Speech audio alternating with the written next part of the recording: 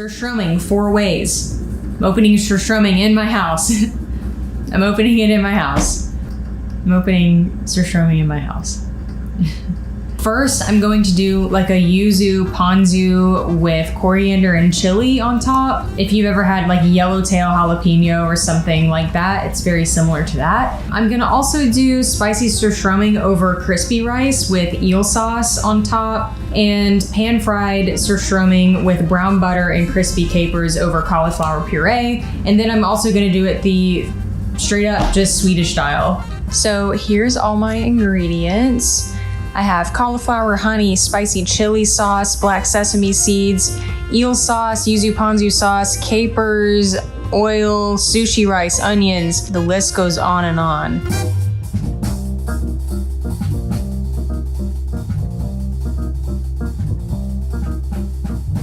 I'm getting started on this cauliflower puree. I just want to make the cauliflower puree a little elevated. I'm starting with some olive oil, and then I damn near pureed this onion. I'm gonna put a little bit of garlic and sage in there, and then add the cauliflower and let it simmer in heavy cream for about 30 minutes or so. And that smells so good. I wish that I could just stop here. I'm gonna add a little bit of sage. All I have is dried. I would much rather have fresh, but you know what? I'm gonna put a piece of stinky fish on this, so it doesn't really matter. Okay, I just added in the cauliflower, and I'm gonna put heavy cream in here. I'm not gonna go too crazy with it. Just enough to kind of coat it, and then I'm gonna turn the heat way down and cover it so it can steam for probably about 30 minutes or so. So the idea with the pureed cauliflower is after it cools, I will puree it and put it into a piping bag. And then I have these cute little fish tasting spoons. So I want to pipe cauliflower puree with the pan-fried piece of surströmming on top with crispy capers and a drizzle of the brown butter. And you just eat it in one little bite and it's delicious. So that's the plan. She took just a little sip up front. She just got a little nick off the front mashed there. potatoes is hitting. The brown butter sauce is absolutely delightful. It's divine. It's divine. Yeah, it is. Okay, so now while my cauliflower is simmering, I'm going to move on to the prep for the spicy surströmming over crispy rice. I've never made sushi rice, so pray for me. Oh, I have 1.5 cups of water boiling with a little bit of salt and butter. I'm just going to add 1 cup of sushi rice in here and let it come back to a boil. Then I'm going to cover it and let it simmer for a little bit and let it get nice and sticky. This is all done. It's super duper tender, so I'm going to spoon this into here, and I'm going to puree it using the NutriBullet. I use this thing for everything. It's literally the perfect texture. That does not look appetizing, but I promise you it tastes so good. I'm gonna put that in here and let it cool off a little bit more and then put it into a piping bag. My rice is done. I'm gonna transfer this into this container and just let it cool off. And then I'm going to pack it into a little log and flatten it out and make it a patty and cut it into sections and then fry it so I can get the crispy rice. And while my rice is cooling, I am going to chop up the rest of my vegetables, and then I have to open the fish. It's time. I literally have to open the fish. I'm going to die. I have to open the fish. So I just chopped up my serrano chili, and I think that I might elevate these just a little bit by pickling them a tad. So I'm just going to add enough rice wine vinegar to cover them and refrigerate them and just let them sit in that until I need to use them as a garnish. Okay, my rice is cooled enough, so I'm going to pour it on here and try to work it into a thin sort of patty. Okay, I think that that's gonna work. I think it's gonna work. The time has come where I need to open the fish. I'm going to fill up a bucket of water and do it the Swedish way and I'm gonna go on my back porch because I cannot do that in my home.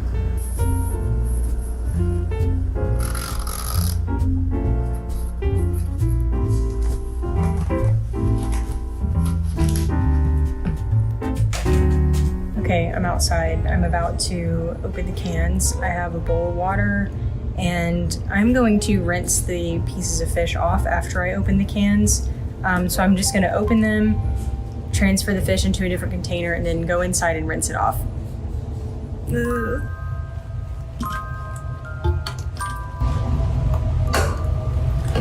Okay, here it goes.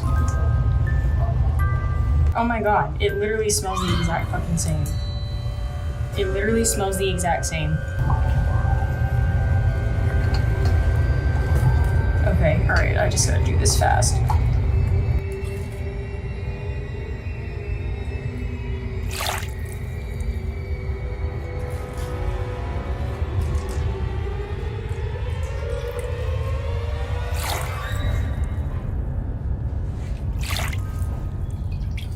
I have to stop. Oh. That was horrible. That was fucking miserable. I'm disgusted. My whole house stinks. I'm used to it now. I don't even smell that shit anymore. So whoever said, oh, open it underwater, it won't have a smell, can go to hell and jail. It smells so fucking foul. I'm going to do some prep now with the fish, and I'm gonna cut it into little fillet portions for the pan-fried surströmming and the yuzu ponzu surströmming, and I'm going to cut it into diced portions for the spicy surströmming over crispy rice. I'm also gonna leave a few pieces whole or make them into strips for the traditional Swedish style. I'm gonna start patting these dry. Whenever I take this lid off, it is like nuclear fucking waste coming out of this. Oh my god, it's so bad. Why is it so bad? It is so concentrated. It's like ridiculous. I really thought rinsing it off was gonna help. It didn't do anything. It did nothing. No. No. Oh my god, it's so miserable. Okay, I'm gonna start doing the cuts, and I'm just gonna use a pair of kitchen scissors. I cannot explain the way my house smells right now. I have to throw away these scissors and these gloves. Okay, I have all of the cuts ready of the fish. I have 2 bowls of this like fillet looking cut. You can see. I have a little bowl of what I'm going to use for the spicy over crispy rice. Now I'm going to mix up the marinades and let these sit in the fridge for a while. I'm gonna start with the spicy, and with this one, I'm going to add some Kewpie mayo, a little bit of honey, going to add a good bit of this Fly by Jing Sichuan chili crisp, which is so good, and I'm about to taint it really bad and ruin it for myself probably for the rest of my life. Yum. The color is just like totally not what I envisioned it to be. For the yuzu ponzu, I'm going to just marinate it in a little bit of this. I don't think typically when this dish is made, I don't think the fish is marinated, but come on, I mean, like, I have to marinate this shit. There's no way getting around that taste if I were to just serve it with the sauce. Okay, I had to let the kitchen air out for a little bit, but I am about to start frying up the crispy rice. It is a nice little packed rice sheet.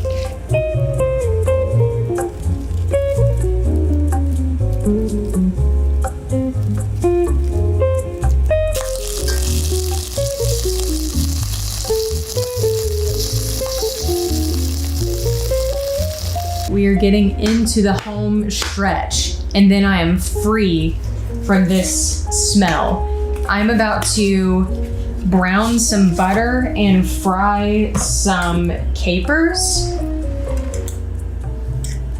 I am then going to pan fry the surströmming, and I have no idea how that's going to make my house smell, but I don't think it's good. I don't think it's going to be good.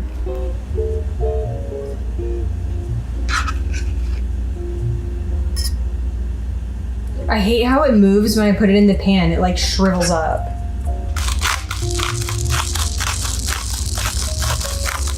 And a little bit of sage.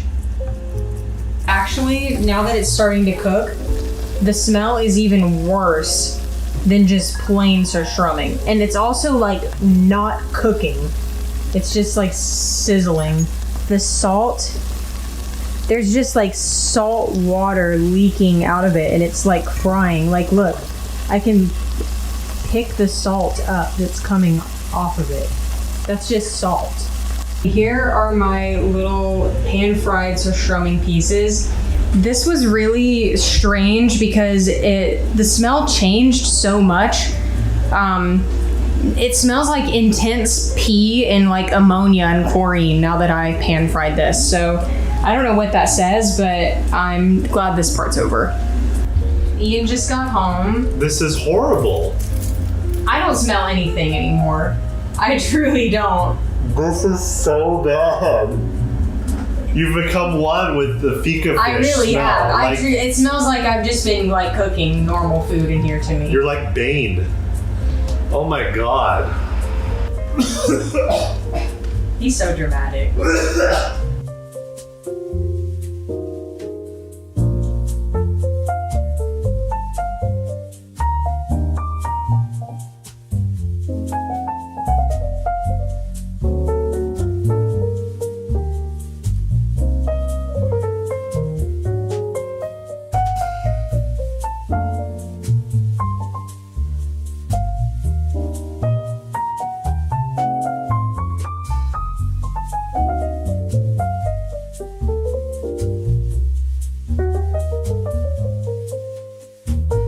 It is stinky when you play with it a little bit. Yes, Olivia put it in. She's chewing. She doesn't look happy with it at all, but she's chewing. She spit it out. Here we go. And, oh, it's in. He's biting. Let him cook. Oh, come on. Skål. Skål. He's You guys are overreacting.